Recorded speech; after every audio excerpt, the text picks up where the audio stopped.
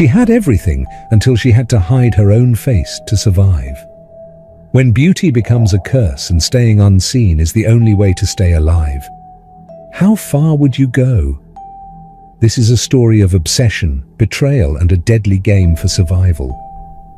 The truth will shock you. It was a morning like any other, or at least it should have been. Winnie walked down the same eerie, lonely Samuel Jackson Street, the route she took to school every day at exactly 6 a.m. The street was always empty at this hour, silent, isolated. But today, something was different. The silence felt heavier, almost suffocating, the air colder. It wasn't just emptiness, it was a void, a deep, unsettling sensation that curled around Winnie like an invisible mist as she walked. She couldn't explain it, but something was off. Shrugging off the ominous feeling creeping up her spine, Winnie quickened her pace.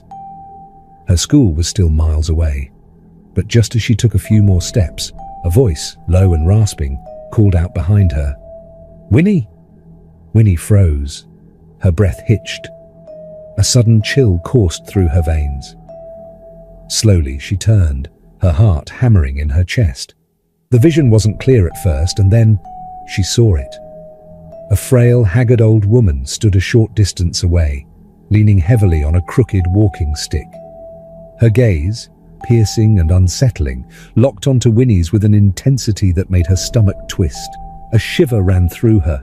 Who was this woman, and how in the world did she know her name? The old woman's lips parted, but before Winnie could react, the distance between them vanished. And then, the old woman was right in front of her. No movement, no steps. Just there. Winnie barely suppressed a scream. Stretching out a frail hand, the old woman presented a small bottle of oil, tightly sealed. Her voice, now firm and commanding, cut through the morning stillness. "Take this. Apply it all over your body before you reach school. It will save you." Winnie's mind reeled. "Who are you?"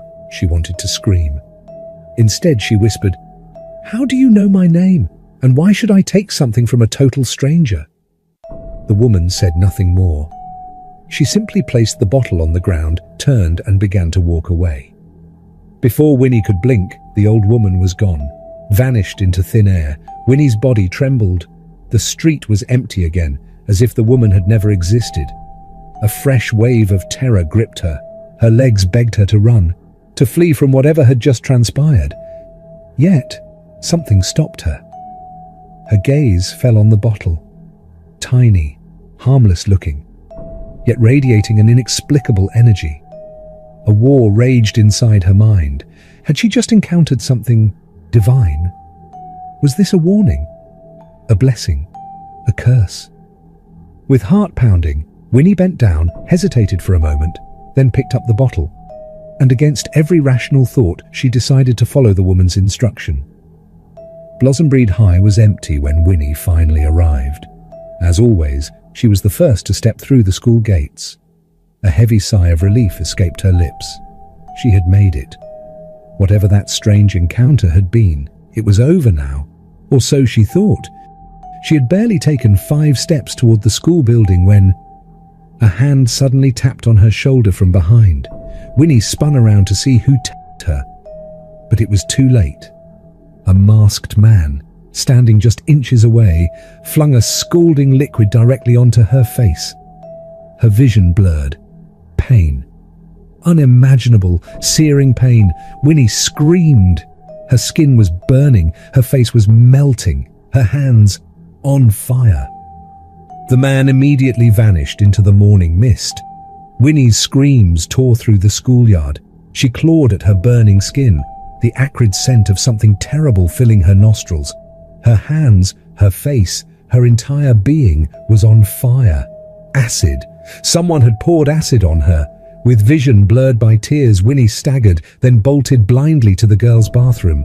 Inside, she collapsed against the sink, panting, sobbing. For 5 torturous minutes, Winnie refused to face the mirror. Her mind spiraled. What if my face is gone? What if I'm unrecognizable? What if I'm a monster? Finally, with trembling fingers, she forced herself to look, but what she saw stopped her breath. Nothing. Her reflection stared back at her. Untouched. Her skin, smooth, radiant, as if nothing had happened. No burns, no scars, nothing. Winnie's fingers frantically traced her cheeks, her jaw, her forehead. Not a single mark. The acid gone. The burns non-existent. Disbelief washed over her. How? How could this be? The pain had been real. The burns had been real. Yet her reflection told another story. Then it hit her. The oil. Winnie staggered backward, her breath coming in short, sharp gasps. The old woman, the warning, the oil, it had saved her. And yet the relief was fleeting. A darker realization sank in. Her life was in danger. Someone wanted her destroyed. Someone wanted her beauty erased. Her mind raced. Who would hate her enough to do this?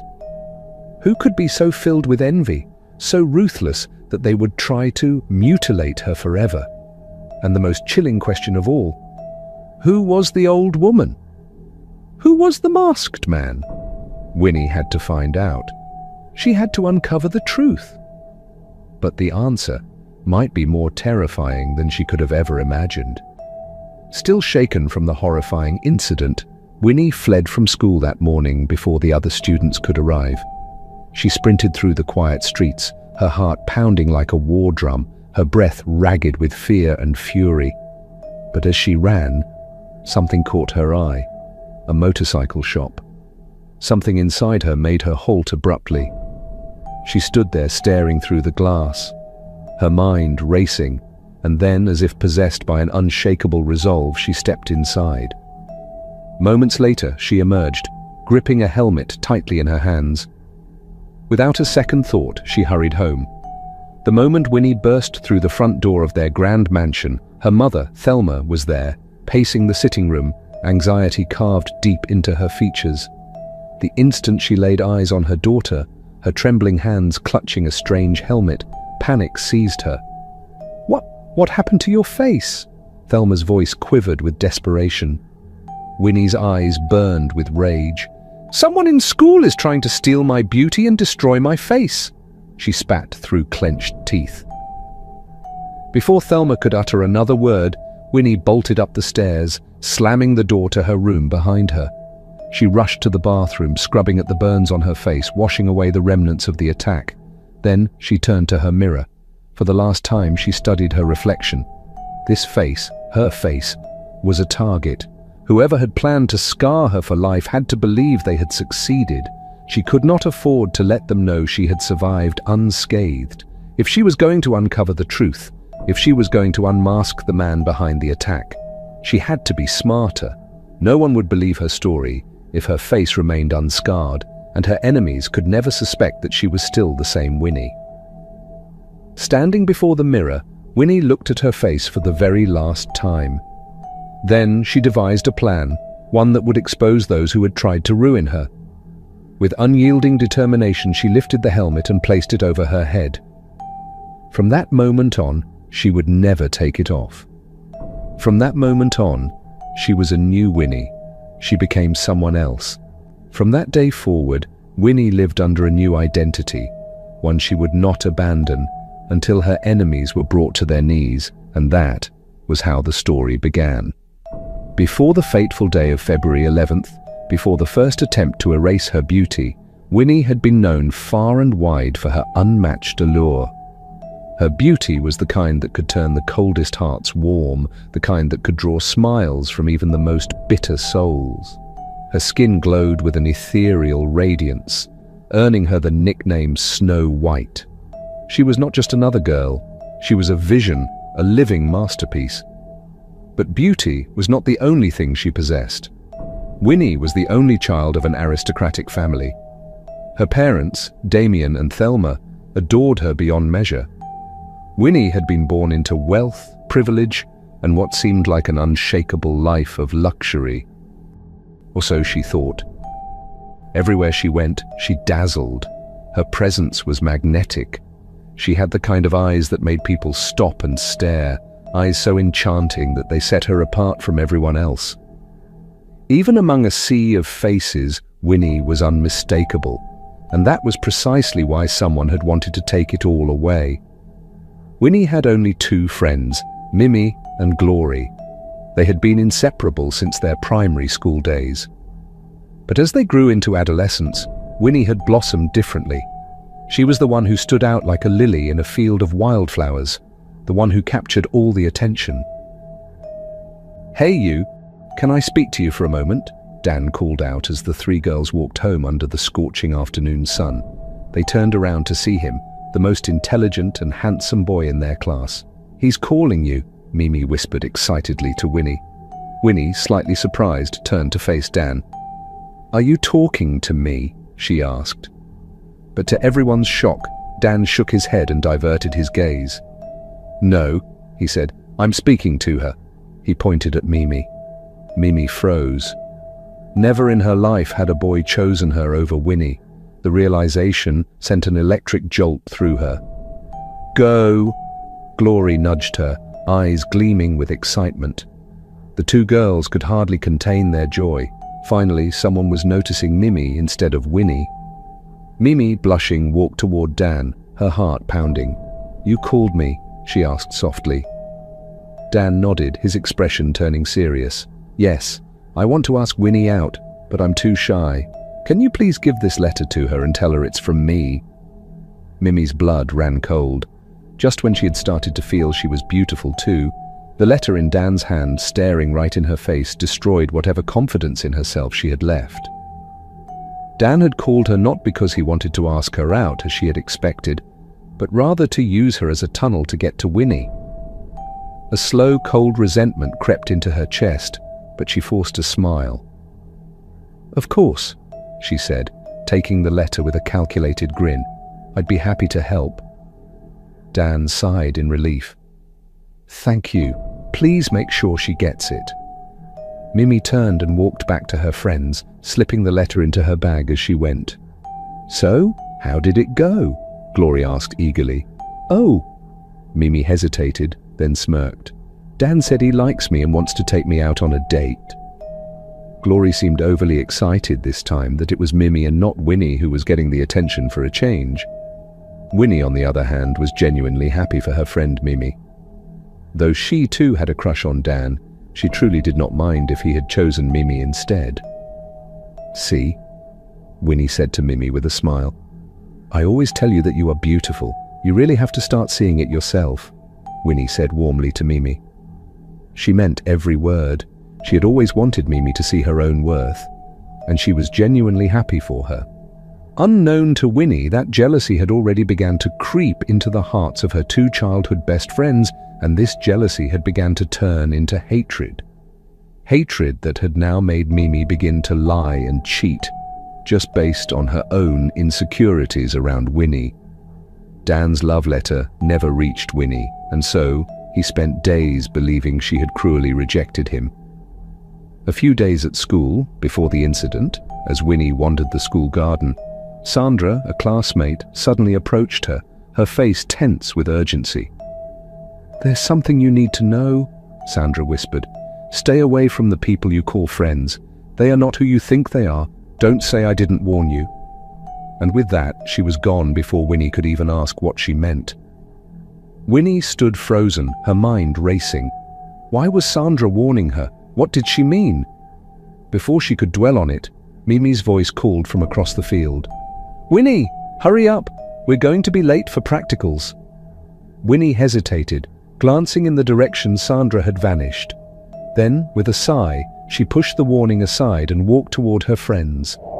But today, as Winnie moved through the school corridors, her face hidden behind the helmet, she knew something her enemies didn't. She knew who they were. Her suspects, her two best friends, Mimi and Glory. They say, "It is the one closest to you who knows how to hurt you the most." And with Sandra's warnings raging in Winnie's mind, she knew now that her own friends probably would have been the ones who tried to destroy her face, and she was going to get them to confess their crime. But as she walked, She was jolted back into reality when she heard a sudden ruffle of laughter at the school corridor. Winnie looked up, and the entire crowd of students standing in the corridor were all staring at her. Some were giggling under their breath, while others just stared in shock. "Why is she wearing a helmet?" some whispered. The glances did not stop, and Winnie hurried to her classroom to avoid the attention her helmet was causing. Adjusting to this new persona was hard for Winnie. She had never had anyone look at her weird in her life. She had always been a showstopper any time she stepped into the room, but things were different now. Her classmates stared at Winnie as she settled in her seat with even more confusion than the other students outside. It didn't take long before the questioning started. Everyone was curious to know why Winnie had suddenly begun wearing a helmet to school every day. Winnie deliberately told everyone, including Mimi and Glory, that she had been in an accident where someone poured acid on her face, leaving it completely destroyed. Very quickly, Winnie was dethroned from the most beautiful girl in Blossom Breed to the weirdo with a helmet. All the guys who used to bow at her feet suddenly began to ignore her whenever she passed by. All the teachers who used to smile and wink at her were now more strict and mean towards her. Adjusting to this new life was really hard for Winnie, and in these times when her beauty was hidden, she learned something she had never understood before. Beauty was a currency, and without it, she was worth nothing to anyone. Winnie realized just how fickle people's love and admiration can be, how fake people can be around you only when you are beautiful. But Winnie wasn't here to dwell on lost admiration. She had a mission. She was going to expose Mimi and Glory. The opportunity presented itself sooner than she expected. That morning, as Winnie stepped into the classroom, she saw something strange. Mimi crouched beside Glory's bag, her fingers slipping a small folded paper inside. Mimi's eyes darted around nervously, making sure no one was watching. Then she looked up and froze, her face drained of color as she locked eyes with Winnie. I didn't see you coming," Mimi stammered, forcing a nervous smile. Winnie raised a brow. "Are you trying to steal something?" she asked sarcastically, feigning ignorance. "Of course not," Mimi blurted. "I was just returning a textbook I borrowed earlier. Come on, let's go before assembly starts." Before Winnie could respond, Mimi grabbed her arm, trying to usher her away. But Winnie was smarter than that, and she played along. She waited until assembly was in full swing before sneaking back into the empty classroom. Her heartbeat pounded in her ears as she rushed toward Glory's bag, fingers searching for the paper. She found it. Unfolding it, her eyes scanned the words quickly. It read, "Meet me at the girls' restroom by 12:30 today. Come alone." A slow smirk formed beneath the helmet. Finally. At 12:30 sharp, Winnie hid behind the restroom door, her phone clutched in her hands, ready to record. Seconds later, Mimi and Glory rushed in, shutting the door behind them. Winnie held her breath. Then they began to talk. What Winnie heard made her blood run cold. Now that this happened to Winnie, "Do you think I should still give her Dan's letter?" Mimi's voice was laced with regret. "I actually feel bad for her. I regret getting jealous and hiding the letter from her. Do you think it's too late to tell her the truth?" "You should have given it to her a long time ago," Glory replied. "Now Dan will always think she rejected him when she was still beautiful.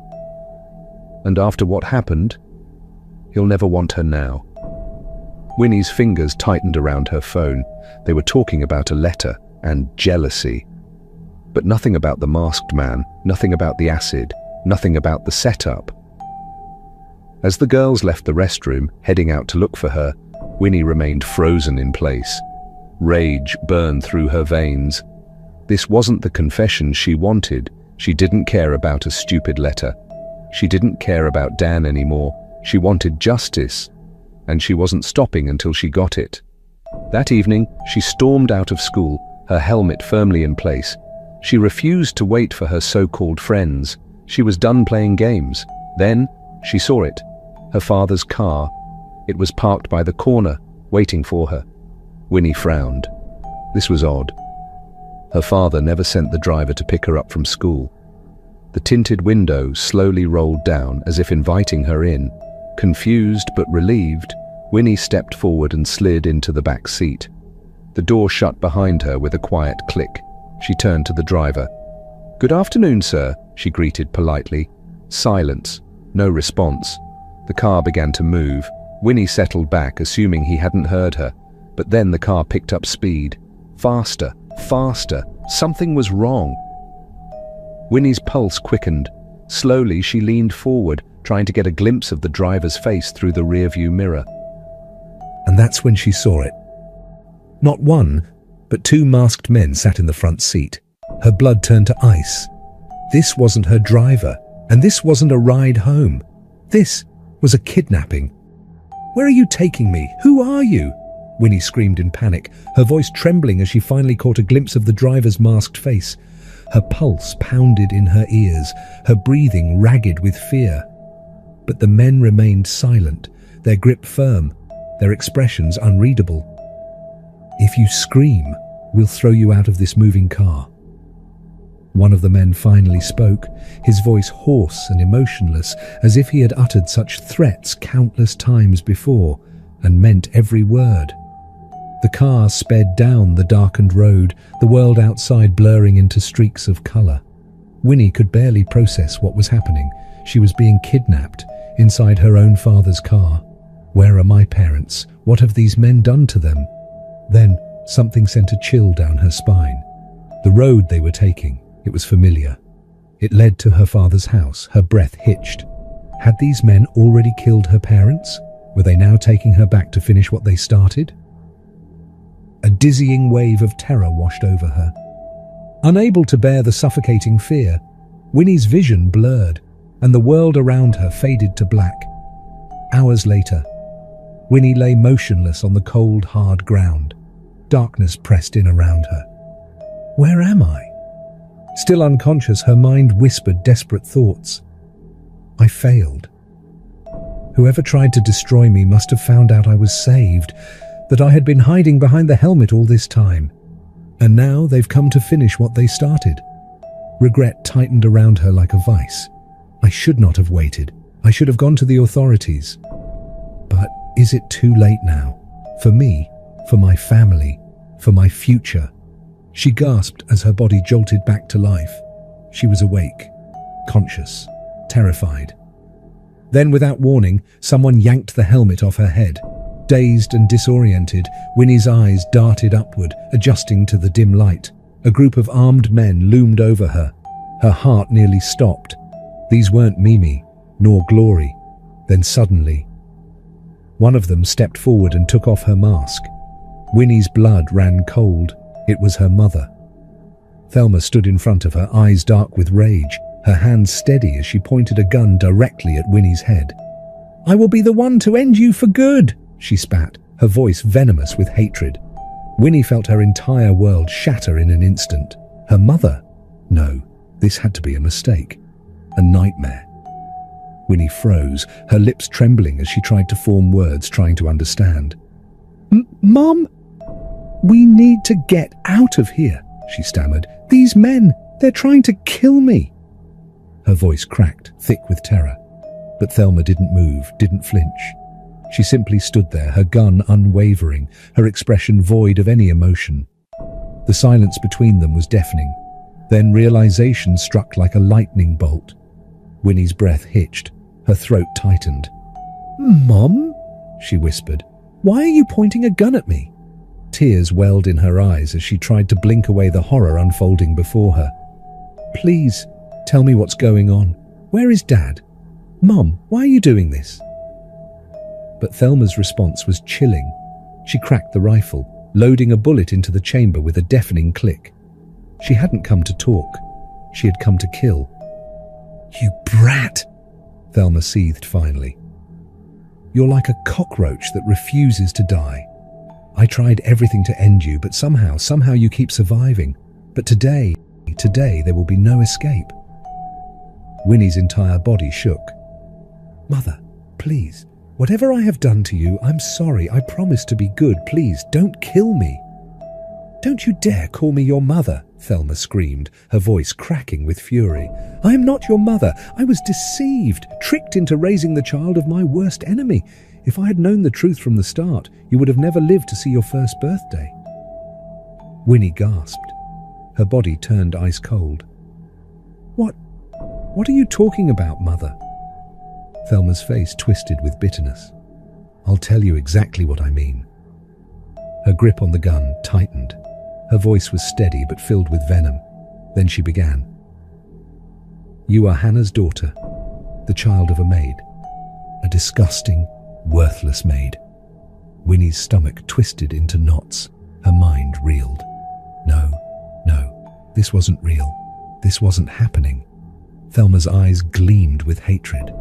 "Your father got his maid pregnant the night before our wedding," she continued, her voice dripping with disgust. "He said he had been drunk that night, but that wretched woman, she got pregnant. And what did Damien do? He wanted us all to live together. One big, happy family. Imagine that. That was never going to happen." "I had worked too hard to be with Damien. I had fought too long, and I was supposed to compete with a maid. My children were supposed to share their inheritance with the child of a servant? Never." Winnie's chest rose and fell in shallow, panicked breaths. Thelma continued, her voice sharp as a blade. "I poisoned your mother's drink every day. Slow poison, so no one would suspect a thing. Her death had to look natural. And on the night she went into labor, I made sure she was too weak to survive it. I chased her out of my house, let her die somewhere far away." A cruel smirk crossed her face. "I was free, I had won. But the universe decided to punish me. I kept losing my pregnancies. No matter how much I tried, I could never bear a child of my own. I was being punished. And it was all because of you. You and your cursed mother." Winnie's body trembled violently. Her heart felt like it might explode. She had never known. This was beyond anything she could have imagined. "And then Damien," Thelma's voice wavered as she continued, her fury trembling on the edge of something raw. "I don't know how he found your mother's dead body on the streets, or how you survived. But he brought you back, pretended you were an orphan, and convinced me to adopt you as our own. For 16 years, I loved you like my own flesh and blood. I thought you were my savior. I breastfed you, clothed you, protected you, and all the while I never knew the truth. Until I found out what Damien had done, until I realized who you really were." "And that day, February 11th, I sent them to pour acid on you, to end you, to finally erase you from my life. I wanted you to feel every ounce of pain you ever made me feel before your death. But still," Thelma's eyes darkened, "still, you returned home untouched." Thelma gave a frustrated laugh. "How was that even possible? You refused to die." Winnie's breath hitched as the memory came rushing back. The day she had barely escaped. The day she thought her friends had betrayed her. It had never been them. It had been her mother. Tears streamed down Winnie's face as her entire world crumbled beneath her. Her breath came in short, shallow gasps. Her body trembled violently, not just from fear, but from the sheer weight of the revelation crashing down on her. She wanted to believe this was a nightmare, a sick, twisted dream she would wake up from any moment now. But the cold barrel of the gun pointed at her forehead told her otherwise. Thelma's face was a mask of hatred, her fingers tightening around the trigger. "Mother!" Winnie's voice cracked again, tears spilling freely down her cheeks. "No, this can't be true. You loved me. You raised me. Lies!" Thelma spat, her eyes wild with fury. "I was tricked into loving you, deceived into nurturing the very seed of my enemy." Winnie shook her head frantically, trying to piece the horror together. She had spent 16 years believing she belonged, believing she was cherished, that she had a family, a home. But it had all been a lie. She was nothing, a shadow, a ghost from a past her mother had tried to erase. And now, Thelma was determined to finish the job. The armed men stood motionless behind Thelma, their faces unreadable. No one spoke. No one stopped her. Winnie's heart pounded violently against her ribcage. She wanted to run, scream, but her body was frozen. "Please," she whispered, her voice barely audible. "Please, don't do this. I didn't choose to be born. I didn't choose any of this." Thelma let out a bitter laugh. "And yet here you are, ruining everything. My life, my marriage, my happiness, stolen because of you." Her hands steadied on the gun. Winnie could see it in her mother's eyes. This wasn't a bluff. She was going to pull the trigger. Thelma's face suddenly twisted into a satisfied smirk. "For 16 good years I have been fighting you, Winnie, trying to end you, before you were born, before you could be more than what you already are." Thelma's face hardened with a bitter smile. She shook her head. "I have been failing." Then her voice intensified. "But you see, today, no one knows where we are. And this time there will be no escape. The universe has finally placed you in my hands." She raised the gun. "And you will pay for every tear you have made me shed." And this time there would be no escape. Thelma's finger pressed against the trigger. A sudden, deafening bang. The gunshot echoed through the darkened room. Winnie flinched, expecting pain, expecting her world to go black. But it didn't. She was still breathing. Thelma's eyes widened in shock. Her mouth fell open. She had fired the shot, but there was no bullet. Before Thelma could react, before she could order someone to shoot Winnie, a deafening crash shattered the tension. The police stormed in, their voices echoing through the underground basement. "Freeze! Drop your weapons!" they commanded. Thelma's heart pounded violently in her chest. Panic gripped her as she stumbled back. How had they found this place?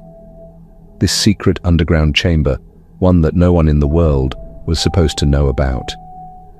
And then Damien rushed in. Winnie felt his strong arms lift her from the cold, hard ground. His warmth, his presence. It was the only thing keeping her from completely breaking apart. Then he stood up and turned to Thelma. His face, once filled with love for the woman he married, was now consumed by disgust and betrayal. His voice was laced with pain as he spoke. "How could you?" he muttered, his words almost lost in the chaos. "How could you kill an innocent woman just because she bore my child?" Thelma's lips trembled. She couldn't meet his eyes. Shame weighed heavily on her. Damien was supposed to be at the office. She had been so careful, so meticulous, yet somehow he had found out. How did you know?" she stammered, her voice barely a whisper. Damien shook his head. His gaze flickered toward a dusty, old picture frame in the corner of the basement. "The frame," he said simply, his voice heavy with meaning.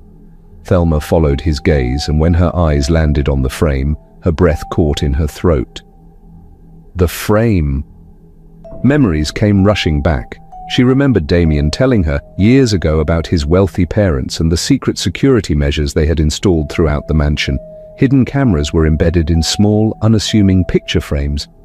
These frames were placed everywhere, even here. She had been caught. Thelma let out a guttural scream as she collapsed to the floor. How could she have forgotten such a crucial detail? How could she have slipped up like this? Her plan had been perfect.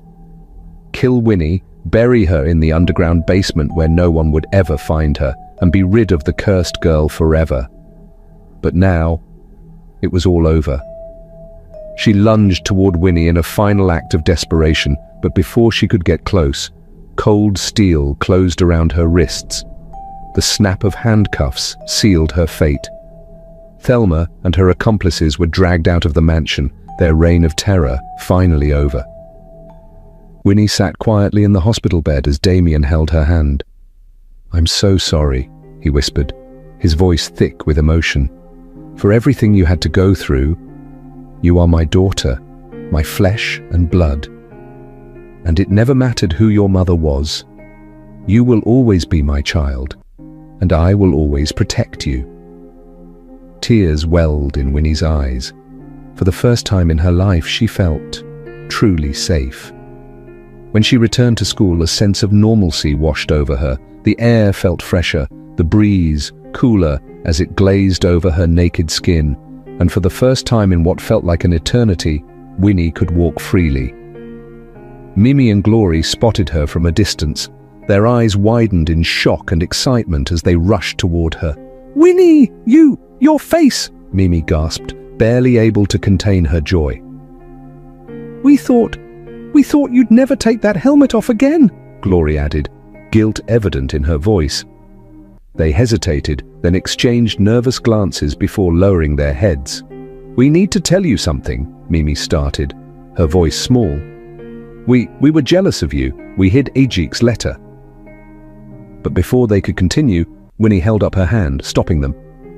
"I already know," she said, offering them a small, knowing smile. Mimi and Glory stared at her in shock. "You do? But how?" Winnie smirked playfully. "Well, a girl has her ways." Then she took their hands in hers. "From now on, let's be real friends," she said, her voice soft yet firm. "No more jealousy, no more rivalry. There's no reason to compete, no reason to let jealousy divide us. Beauty isn't just one thing, it comes in different shades just like a rainbow, and no matter the color, it shines just as bright. Boys will come and go, but true friends will always remain. You both mean more to me than any fleeting attention from a guy, so let's choose to lift each other up. Let's make each other shine." Mimi and Glory felt their hearts clench at Winnie's words. They had been so blinded by insecurity, so caught up in pointless rivalry, that they almost lost something far more valuable: true friendship. Her words broke them, and both girls promised to be better, to see their self-worth beyond a guy's attention and do better for themselves. With this newly found state of mind that Mimi and Glory now carried, they held Winnie's hand, more confident this time and more bold to face the world. Walking side by side, they no longer felt like shadows in her presence. Winnie's beauty no longer made them feel small. It reflected their own in a different way, in a different light. The three girls walked together happily, and that day marked the start of the newness of their friendship, one born out of love and a genuineness that these three would carry on for the rest of their lives. Winnie no longer had to hide. No more helmets, no more fear. She was finally set free from the shadows that hunted her, and so were her friends. From a shadowed corner of the school, an old woman watched with a gentle smile. Her eyes glowed with peace, knowing her child was safe. She had been powerless in her time on earth, just a helpless maid with no means to protect her daughter. But now she was in a better place. Now she was something more. She was a force, a protector, a guardian. And should anyone dare try to harm her child again, she would be waiting, not too far, not too close, just close enough, watching. With a final bittersweet smile, the old woman turned to leave, and though Winnie had not seen her, she knew someday she would return again. Hannah, Winnie's true mother, turned and disappeared into the ether. Her job was done. Her mission complete. For now. Thank you so much for watching. Please do not forget to subscribe to the channel. Don't forget to leave a like and a comment. We'll love to hear your feedback. Until we meet again, stay blessed, and I'll see you in our next story.